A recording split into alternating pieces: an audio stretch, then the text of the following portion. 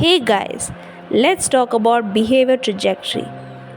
Behavior therapy is guided by learning therapy. It is the learning of socially acceptable behavior through social interactions. A child may execute behaviors based on the consequence and associations it makes.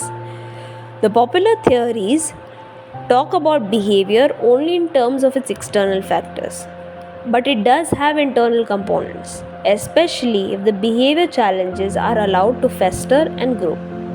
Early intervention for behavior problems are easier as majority of the causal factors are external and therefore they are easy to maneuver and manipulate.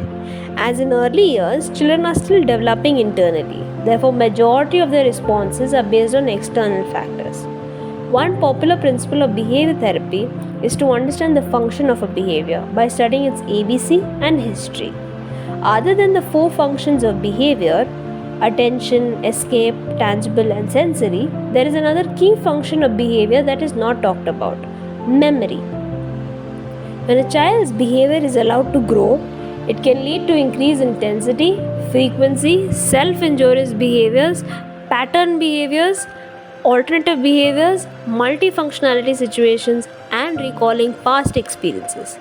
For example, in terms of intensity, a child may start to pinch with more pressure and for a longer duration.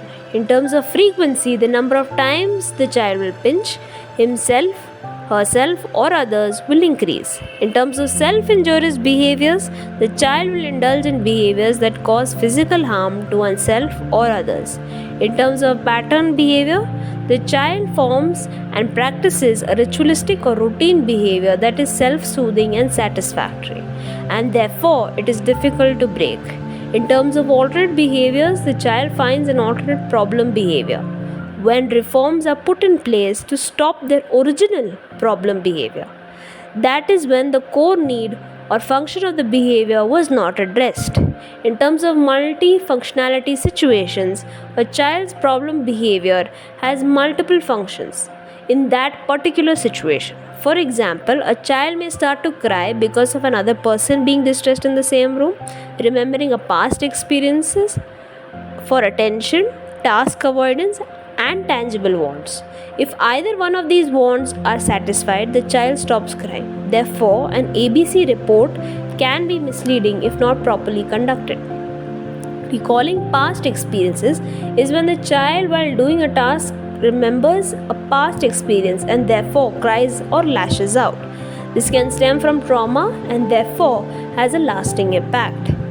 Many parents and teachers dilly-dally intervention, which result in comorbid challenges and difficulties. Eventually, when intervention is given, the child behaves in any one of the previous mentioned behaviors, resulting in parents and teachers facing more difficulties when implementing intervention that causes them to give up and choose an alternate or adjustable situation. But it is suggestible to intervene even after the child behaves in any of the previous mentioned behaviors so that extinction can occur. On an honest note, it will be difficult, but it does have a positive result. The extinction process is highly individualistic as it depends on when the behavior occurred, when the intervention took place, and the association the child has made to the person or place, behavior history, etc. It is said that extinction is used for low intensity behaviors, but it may include and is not limited to self injurious behaviors, aggression, and tantrums. Due to lack of incorrect or no extinction implementation in India, the behavior trajectory of special children is constantly and consistently depleting, resulting in more dependent children and distraught families.